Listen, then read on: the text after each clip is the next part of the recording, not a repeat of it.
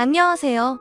저는 1년의 연애 끝에 결혼을 했다가 위자료 받고 이혼을 한 후 지금은 행복한 싱글 라이프를 즐기고 있는 전직 승무원이었던 30대 여성입니다. 제 인생에 짧으면 짧고 길다 하면 길 수 있는 연애와 결혼 기간 동안 있었던 제 얘기를 들려드릴게요. 저는 어렸을 때부터 꿈이 승무원이었어요. 다른 나라를 여행하면서 돈을 벌 수 있다는 게 저한테는 꿈이었고, 그리고 어렸을 때부터 미드를 즐겨보던 저는 자연스럽게 영어에도 관심을 가지고 있어서 영어 공부를 어렸을 때부터 무척 열심히 했죠. 고등학교 시절에는 남들이 도대체 언제 쉬냐고 걱정을 할 만큼 공부만 하는 모범생 스타일 학생이었어요. 그래서 제가 정말 가고 싶었던 명문대학교 영어영문학과 진학을 하게 되었죠. 대학교에 진학을 한 후에 제가 영어 공부를 하고 싶었던 이유는 대학교에 진학을 한 후에는 저의 꿈이었던 승무원이 되기 위한 노력도 게을리하지 않았어요. 영어와 일본어를 공부하고 승무원이 되기 위한 자격증을 방학마다 취득하는 등 국내 유명 항공사에 들어가기 위해 노력했죠. 그리고 저는 대학교 4학년 겨울 무렵 제가 정말 가고 싶었던 꿈에 그리던 국내 항공사에 취직을 하게 되었습니다. 남들이 정말 부러워할 만한 직장이었고 저는 정말 날아갈 듯이 기뻤어요. 물론 항상 저의 뒷바라지를 끊임없이 해주셨던 저희 부모님 또한 정말 좋아해 주셨습니다. 사실 저는 승무원이 되기까지 제 목표를 이루기 위해 열심히 공부를 하고 자격증을 따고 학교에 다니며 시간을 보내느라 남자친구를 만날 생각은 전혀 하지 못했어요. 그래서 24살이 되도록 남들이 마법사라 말하는 모태솔로 시절을 보냈어요. 항상 친구들은 저는 왜 남자친구를 만나지 않냐며 혹시 남자를 싫어하는 거 아니냐는 말을 하기도 했지만 저는 개의치 않았어요. 남자를 만나는 것보다는 당장 제 꿈이 더 소중하다고 생각했거든요. 하지만 막상 승무원이라는 꿈을 이루게 되니 문득 저도 앞으로 함께 제 행복과 슬픔을 나눌 수 있는 남자친구가 있으면 참 행복하겠다는 생각이 들더라고요. 우연히 그때 대기업에 다니는 제 친구가 회사 동기를 소개해주겠다고 하더라고요. 너 남자 소개 받아보지 않을래? 우리 회사 개발팀 남자 동기인데 내 인스타에서 같이 찍은 내 사진 보고 마음에 들었나봐. 너 한번 소개받을 수 없냐고 하더라. 성격도 완전 좋으니까 한번 소개받아봐. 너도 이제 취직도 했는데 남자 만나봐야지.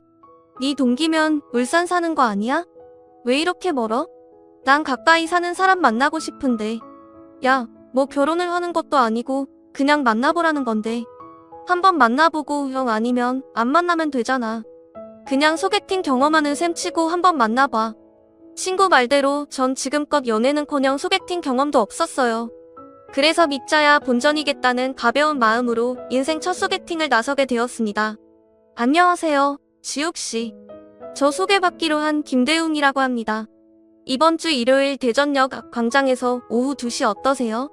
친구에게 전화번호를 주고 받은 다음 날 바로 연락이 오더라고요. 그렇게 저희는 바로 만날 약속을 잡고 당일이 되었어요.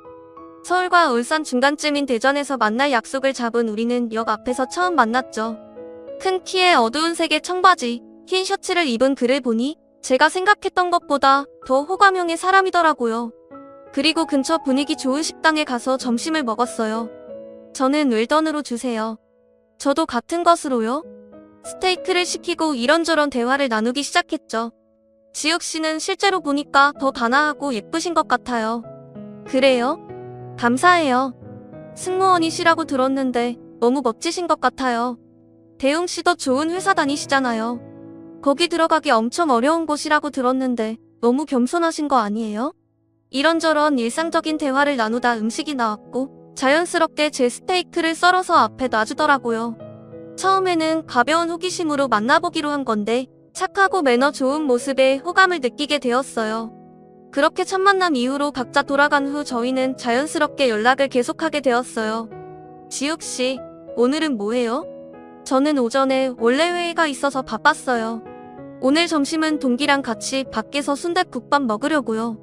회사 근처에 맛있는 순댓국집이 있거든요. 다음에 지욱씨 놀러오면 같이 먹으면 맛있겠다. 그렇게 시시콜콜한 일상 대화를 주고받았죠. 평소라면 별로 궁금하지 않았을 것 같은 다른 사람의 일상에 대해서 듣는 것이 생각보다 재미있더라고요.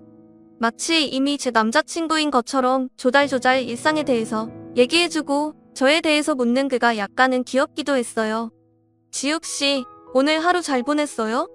전 오늘 회사에 일이 좀 많았어요. 지욱씨도 비행하느라 힘들었죠? 오늘 푹 자요. 아무리 바빠도 자기 전에 꼭 연락해주는 사람이 있다는 게 참 색다르고 좋더라고요. 그렇게 잦은 비행으로 바쁜 나날들을 보내다가 드디어 두 번째로 만나게 되는 날이었어요. 매일 연락을 주고받으면서 꽤 많이 친해지게 된 상태였죠. 혹시 우리가 이미 사귀고 있는 상태인데 말만 못하고 있는 건가? 내가 먼저 말을 꺼내봐야 하나? 라는 생각이 들던 중 그가 조심스럽게 말하더라고요. 지욱씨, 저는 지욱씨가 좋은데 지욱씨는 어떠세요? 전 처음부터 너무 만나고 싶었어요. 지욱씨만 좋다면 우리 만나볼래요? 네, 좋아요.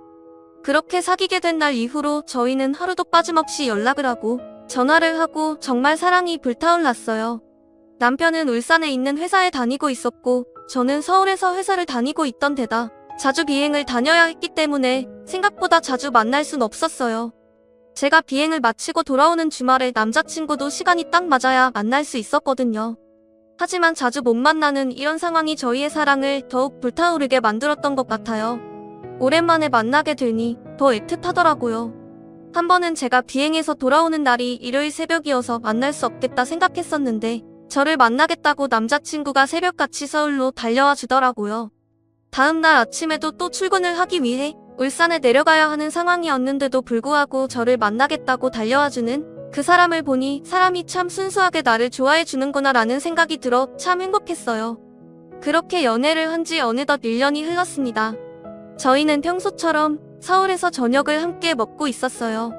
그런데 갑자기 엄마한테 전화가 오더라고요. 갑자기 온 전화로 엄마가 하신 말씀은 정말 청천벽력 같은 소리였어요. 아빠가 급성 심근경색으로 병원에 실려갔다는 소식이었어요. 평소에 운동도 좋아하시고 건강히 지내시던 아빠셨기에 저한테는 상상도 할 수 없을 만큼 갑작스러운 일이었고 순간 다리에 힘이 불려 일어날 수가 없었어요. 다행히 옆에서 남자친구가 통화 내용을 같이 듣고 있었기에 제 전화를 빼서 직접 통화를 하며 저를 아빠가 있는 병원으로 데려다 주었죠. 괜찮을 거라고 저를 안심시켜 주면서요. 너무 당황스러운 상황에 정신을 차리지 못한 채로 저는 병원에 도착했고 아버지는 위급한 상황이었기에 이미 수술실에 들어가서 수술이 진행되고 있는 상태였어요. 중환자실 앞에서 저와 남자친구, 엄마 이렇게 셋이서 무사히 수술이 끝나기만을 기다렸고 3시간을 기나긴 수술 끝에 저희가 들은 소식은 아버지의 사망 소식이었어요. 나중에 자초지종을 알고 보니 아버지는 주말을 맞아서 친구들과 함께 평소 취미셨던 등산을 가다가 갑작스럽게 고통을 느끼며 쓰러지셨다고 하더라고요. 운이 너무 안 좋게도 등산길이었기 때문에 구급차로 병원에 실어오는데 시간이 많이 지체되었고 필요한 시간 내에 조치가 되지 못해 병원에 도착했을 때는 이미 늦은 상태였다고 했어요. 엄마는 그날 마침 함께 등산을 가지 않으셨기 때문에 집에서 평소처럼 조용히 휴식을 취하다가 아버지의 갑작스러운 소식을 듣고 병원으로 오셨던 거고요. 저와 엄마 모두 아버지의 장례 기간을 어떻게 보냈는지 모르겠어요. 마치 혼이 나가버린 사람처럼 조문객을 맞이했죠. 저는 외동딸이었기 때문에 어렸을 때부터 엄마 아빠의 사랑을 듬뿍 받고 자라와 부모님에 대한 사랑도 컸거든요. 이제 부모님께 효도를 좀 할 수 있나 생각했는데 이렇게 허망하게 돌아가시니 정신을 차릴 수가 없었어요. 그때 저의 곁에서 함께 있어준 게 바로 제 남자친구였어요. 남자친구는 제 아버지 장례식을 위해 본인의 휴가를 써가면서 서울에 같이 있어 주었어요. 하루는 하루 종일 하염없이 눈물을 흘리고 있는 저에게 죽과 먹을 것들을 사다 주며 이럴 때일수록 힘을 내야 한다며 지극정성으로 보살펴 주었죠. 그리고 장례식이 끝나고 난 후부터는 매주 주말마다 아예 서울에 오기 시작했어요. 그리고 혼자가 된 저희 엄마도 걱정이 된다며 엄마 집도 함께 가고 아들처럼 살갑게 대해주더라고요. 어머니, 이제부터 저를 아들이라고 생각하고 대해주세요. 집안에 남자가 없어서 하기 힘든 일들은 다 저 불러주시고요. 이럴 때일수록 더 힘내서 드셔야 돼요. 오늘은 지우랑 같이 셋이서 맛있는 거 먹으러 가요. 처음엔 너무 순하고 어리버리해 보인다며 남자친구를 별로 좋아하지 않던 저희 엄마도 아들처럼 살갑게 먼저 다가와주는 모습에 본인이 사람을 너무 겉만 보고 판단했다며 나중엔 오히려 언제 오냐고 더 찾더라고요. 저희 집에 아버지의 빈자리는 생겼지만 자주 찾아와주고 신경을 써주는 남자친구가 있었기에 아버지의 빈자리를 너무 크게 느끼지 않을 수 있었고 저와 엄마는 차츰 천처럼 일상을 회복할 수 있었어요. 그렇게 연애를 한 지 1년 정도 되었을 무렵 저희는 1주년 기념으로 여행을 떠나게 되었는데요. 제주도 호텔에서 묵었던 그날 저녁 남편은 저에게 프로포즈를 해주었습니다. 더 이상 외롭지 않게 해주고 싶다며 자신이 행복하게 해주고 싶다면서요.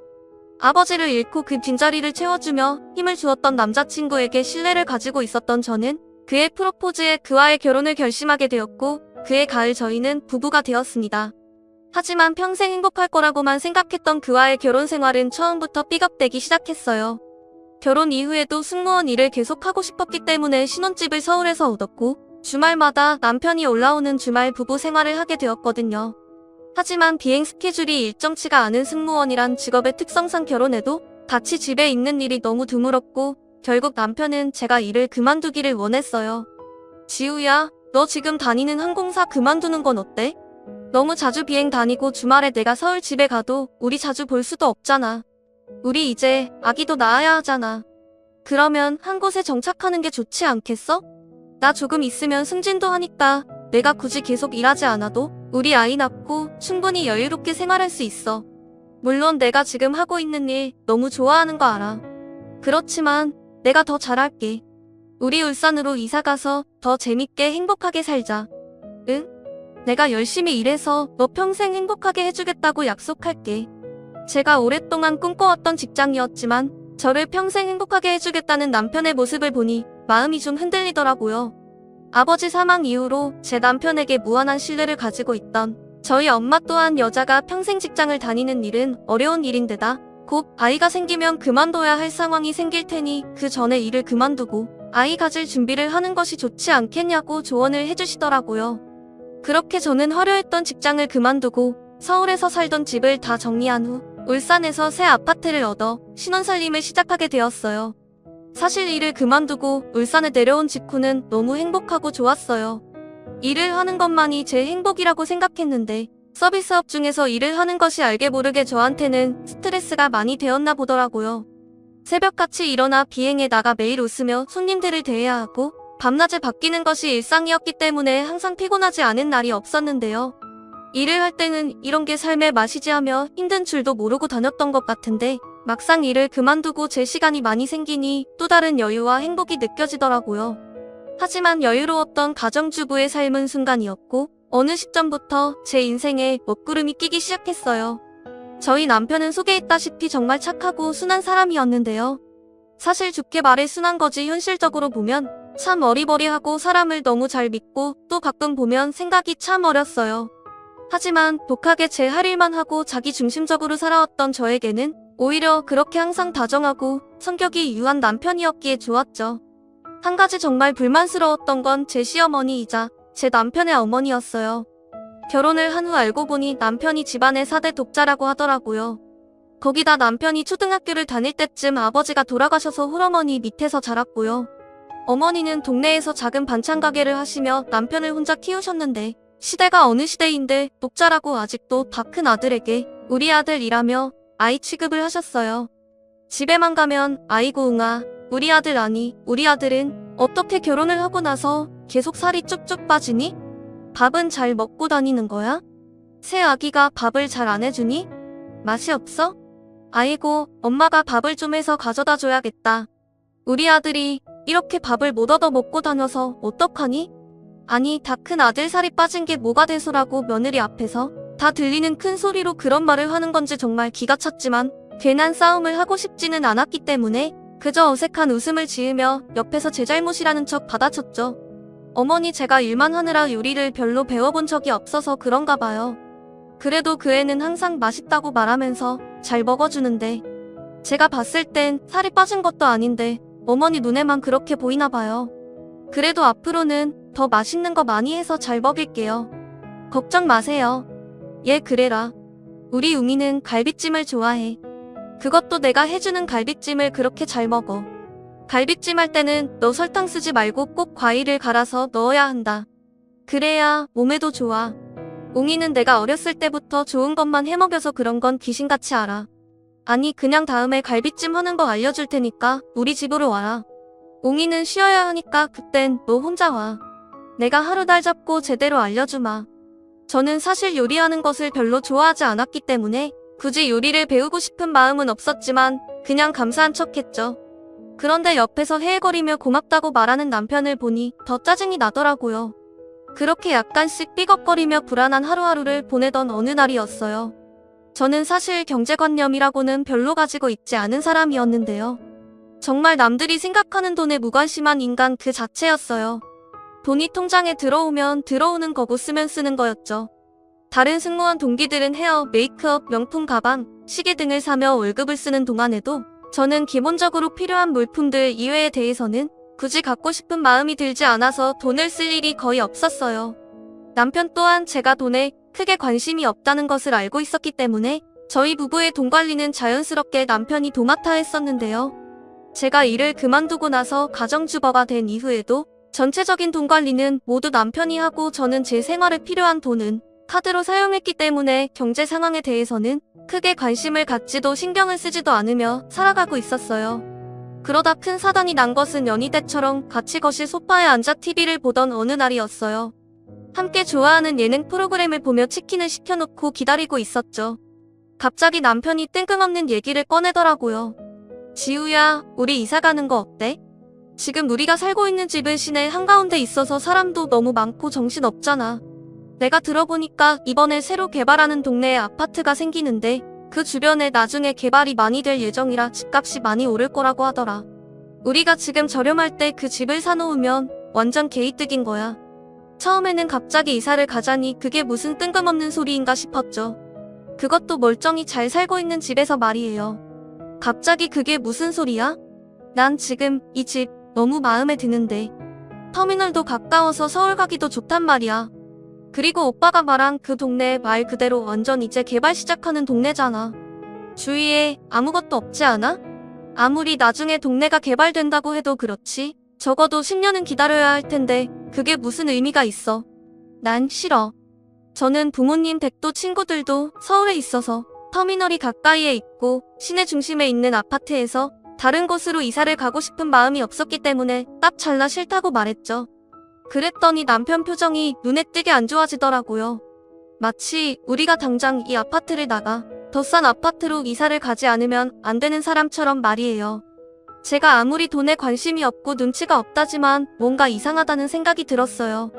그런데 진짜 수상하다 싶을 만큼 계속 이사에 대한 얘기를 꺼내더라고요. 그래?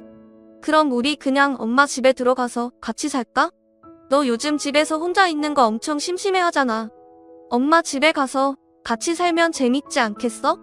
엄마 일도 좀 도와드리고 너 요리하는 것도 안 좋아하잖아. 같이 살면 엄마가 요리도 많이 해주실 텐데 넌 더 편해지지 않을까? 응?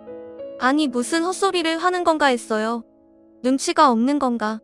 내가 자기 엄마 집에 들어가서 같이 살게 되면 2인분 할 요리를 3인분 해야 돼서 더 일도 많아지고 불편하고 힘들 텐데 거기다 또 반찬을 배우라느니 알려주겠다느니 귀찮은 소리만 해대실 것이 뻔한데 말이에요.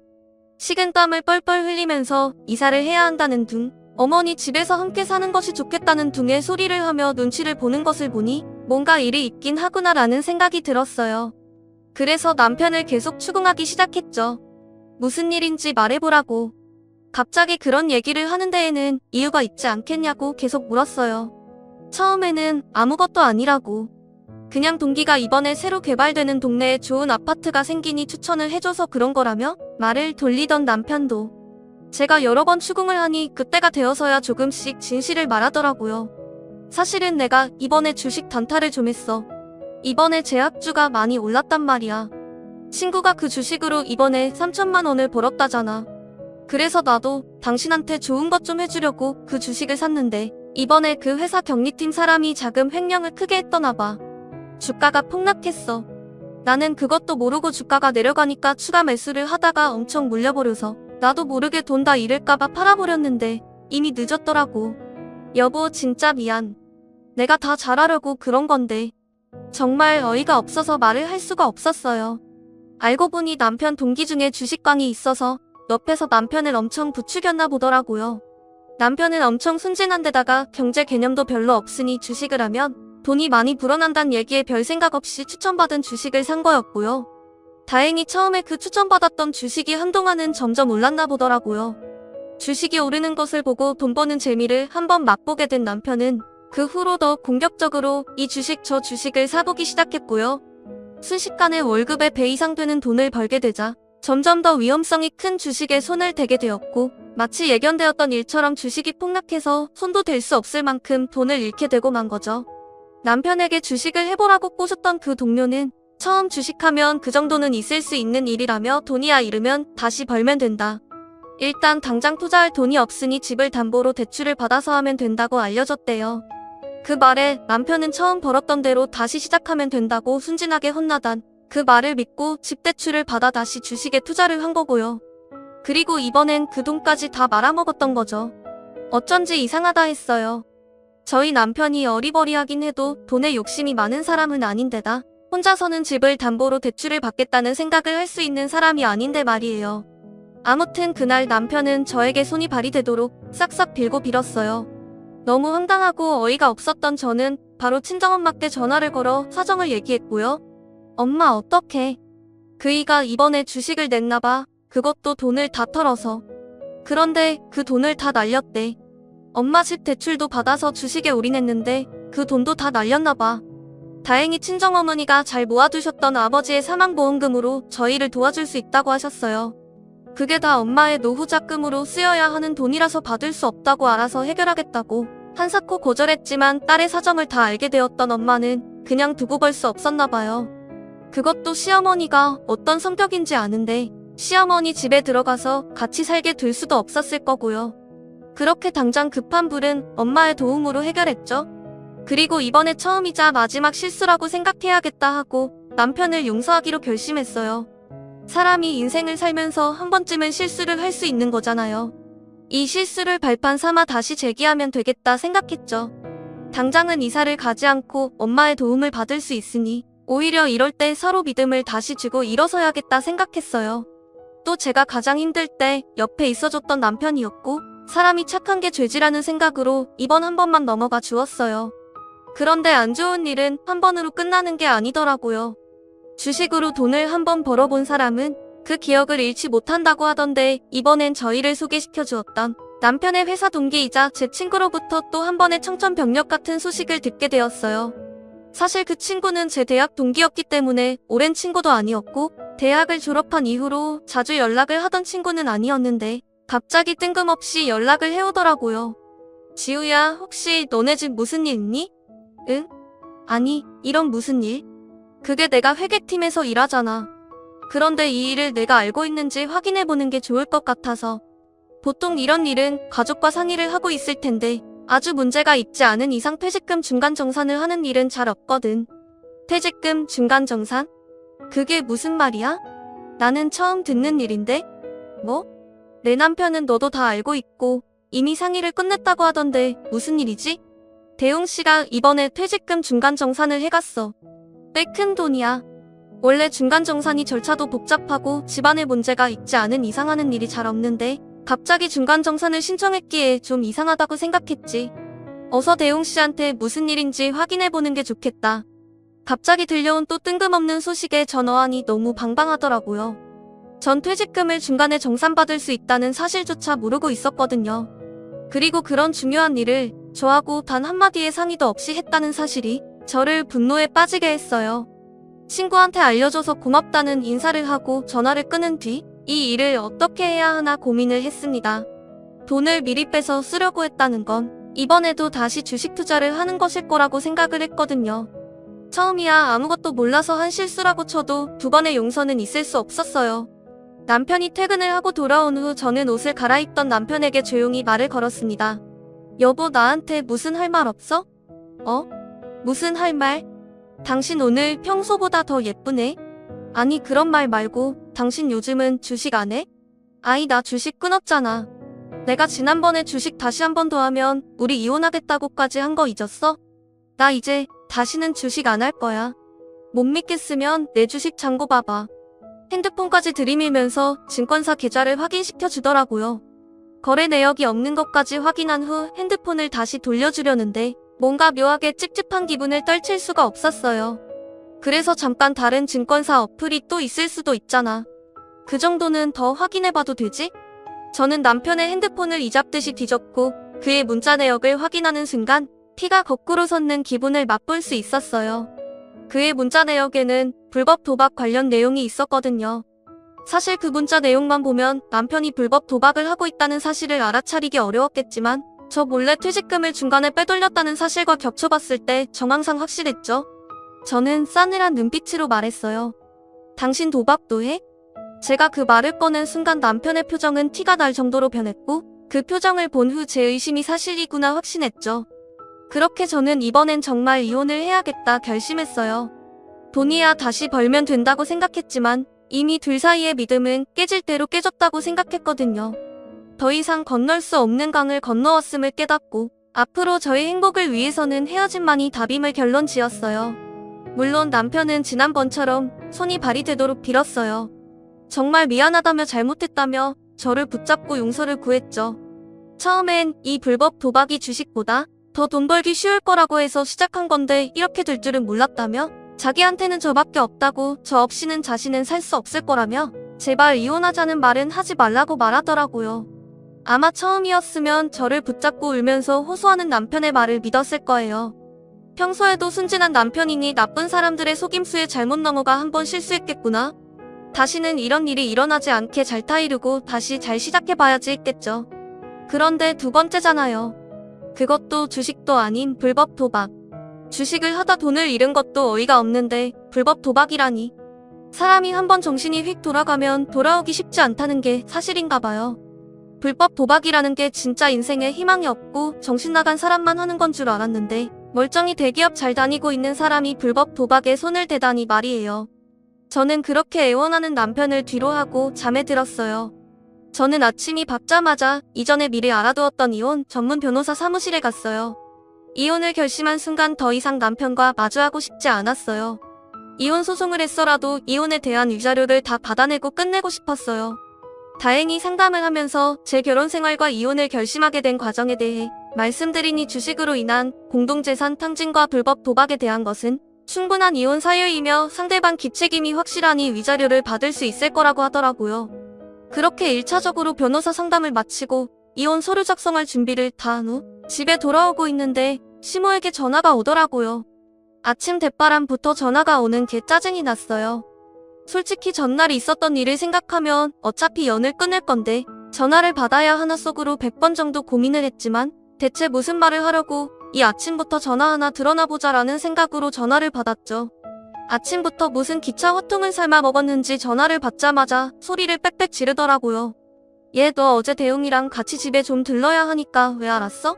내가 대웅이 좋아하는 갈비찜 하고 기다릴 테니까 오라고 했잖아. 참 너무 어이가 없는 얘기를 듣다 보니 저녁 먹으러 시본집에 간다고 했던 것도 까먹었더라고요. 그래도 사람을 기다리게 한 건 잘못했으니 짜증은 났지만 사과를 드렸어요. 아 어머니 죄송해요. 그이가 좀 아프다길래 정신이 없어서 못 갔네요. 연락은 미리 못 드려서 죄송해요. 뭐? 우리 대웅이가 아파? 얘는 애가 아프면 나한테 제일 먼저 말을 해야지 왜 그걸 두고만 보니? 병원에 갔어? 아픈 애가 오늘 출근을 한 거야? 아니 왜 아픈 애를 출근을 시키니? 이게 다 그 애가 혼자 돈을 버니까 부담스러워서 아팠다고 생각하는 거야? 이게 다 그 애가 혼자 돈을 버니까 부담스러워서 아파도 쉬지를 못하는 거잖아. 너도 아기 당장 안 가질 거면 좀 소일거리라도 찾아서 일해라. 그래야 집안에 좀 보탬이 될 거 아니니? 아니다. 아예 본격적으로 우리 반찬 가게 나와서 일 좀 돕는 게 좋겠다. 내가 결혼한 지 몇 년이 됐는데 아직 제대로 할 줄 아는 반찬이 없잖아. 그게 다 내 버릇해서 그런 거야. 여기서 일도 좀 하고 그러면 나아질 거다. 변명을 한다고 한 건데 제가 하필 그 인간이 아프다는 변명을 하는 바람에 무슨 따발총을 쏘듯 잔소리를 하시더라고요. 그리고 결론은 저 때문에 남편이 아픈 거고 저 때문에 남편은 쉬지도 못하는 게 되더라고요. 제가 원해서 일을 그만둔 것도 아닌데 남편 혼자 일 시키는 나쁜 아내가 되었고요. 시어머니의 폭풍 잔소리를 듣고 나니 왜 제가 이런 집안이랑 결혼을 해서 사서 고생을 하고 있나 갑자기 후회가 되었어요. 당장이라도 이 집을 탈출하는 게 좋겠다고요. 그렇게 생각이 딱 드는 순간 가만히 있으면 안 되겠더군요. 전화를 바로 끊어버린 후 집안에 있는 남편의 짐을 다 싸기 시작했어요. 옷가지들부터 시작해서 남편의 전자제품, 칫솔, 시계 등등 남편이 사용하던 모든 것들을 다 상자 안에 넣었죠. 그리고 1톤 용달 트럭을 불렀어요. 요즘은 심리전이 많아서 그런지 집안의 모든 것들을 다 싸기 시작했어요. 핸드브론 어플이 잘 되어 있어서 부르면 바로 오는 데다가 요청하신 내용까지 트럭 기사님이 다 해주시더라고요. 남편이 사용하던 짐을 담은 상자를 트럭에 가득 실은 후에 제 요청사항을 따로 말씀드렸어요. 제가 드리는 이혼 서류가 담긴 봉투를 배달하는 집의 집주인에게 잘 전달하고 오시면 된다고요. 꼭 직접 전달해달라고 말씀을 드렸죠. 그렇게 시어머니 집 주소와 연락처를 가지고 용달차가 떠난 후 1시간쯤 지났을까 시어머니한테 전화가 오더라고요. 얼마나 또 소리를 빽빽 지르실까 기대하며 전화를 받았어요. 그리고 현관 벨소리가 울렸어요. 전화를 한 걸로 모자라 집까지 찾아왔더라고요. 얘, 이거 뭐냐? 집에 이거 다 무슨 짐이야? 이거 다 대웅이 물건들인 것 같은데 그걸 왜 우리 집에 보내니? 저는 최대한 여유 있어 보이는 미소를 지으며 차분하게 대답했죠. 어머니, 제가 더 이상 어머니의 정신 나간 아들과는 살 수가 없어서 그냥 어머니가 다시 끼고 키우시라고 짐 돌려보냈어요. 어머니한테는 아무리 망나니 아들이라도 소중하실 거 아니에요. 어머니가 그렇게 소중하게 끼고 아끼는 아드님께서 모아놓은 돈을 주식으로 다 탕진한 걸로 모자라서 집을 담보로 대출받아 그 돈까지 주식으로 다 쏟아붓더니 이번엔 퇴직금을 중간에 정산받아서 불법 도박을 했다고 하네요. 그것도 그 돈을 다 날렸고요. 어머니, 제가 이혼 서류 동봉하신 거 보셨죠? 이번에 상담받아보니까 상해 없는 주식 투자로 인한 공동재산 탕진과 불법 주식은 100% 그 인간 기책이라고 하시네요. 전제 경제적 정신적 피해 보상 다 받고 이혼할 계획이니까 이혼은 안 할 거예요. 전제 경제적 정신적 피해 보상 다 받고 이혼할 계획이니까 그렇게 아세요. 뭐? 그게 다 무슨 소리야? 내가 잘못한 거겠지? 대웅이처럼 착한 애가 무슨 불법 도박을 해? 주식으로 돈을 잃은 건 그 실수잖아. 사람이 실수를 한 번 할 수 있는 건데 너가 한 번 봐주면 되지 왜 그러니? 어머니는 아직 상황 파악이 안 되신 듯 자신의 아들이 불법 도박을 할 일이 절대 없을 거라며 도통 믿지를 않으셨어요. 그렇게 남편이 퇴근 후 모든 것을 털어놓은 후에야 믿으셨죠. 그 후에도 시모는 계속 저를 찾아와서 잘못했다고 아들을 좀 용서해달라며 사정사정을 하더라고요. 남편은 오히려 너무 미안했는지 콧배기도 보이지 않고요. 저는 어쨌든 다시는 용서해줄 마음이 조금도 없었기 때문에 계획했던 대로 이혼 절차를 진행했고 위자료를 받고 이혼에 성공했답니다. 그리고 저는 다시 서울로 올라와 엄마와 함께 살고 있어요. 다시 엄마와 단둘이 살게 되어서 약간의 허전함을 느낄 때도 있지만 오히려 저희 모녀들이 힘을 합쳐 잘 살아가고 있답니다. 저는 결혼으로 인해 이미 다니던 항공사를 퇴직했기 때문에 제 오랜 꿈이었던 승무원으로 복직할 수는 없었지만 제 전공이었던 영어영문학과 경력을 살려서 학원 강사 일과 번역 일을 하기 시작했어요. 역시 사람이 열심히 살아두면 나중에 다 쓸 일이 있나 봐요. 회사를 그만두고 울산에 내려가 살림을 시작했을 때는 내가 그러려고 공부 열심히 해서 명문대에 들어가면서까지 치열하게 살았나 싶었는데 결국 이혼하고 다시 직장에 취직해서 일을 하고 있는 걸 보면요. 저는 역시 집에서 가만히 살림만 하는 것보다는 밖에서 제가 좋아하는 일을 하면서 돈도 벌고 제 삶을 주관적으로 살아가는 것이 훨씬 더 행복한 것 같아요. 오히려 결혼과 이혼을 했던 일이 저에게는 저에 대해 좀 더 알 수 있게 된 좋은 기회가 된 거죠.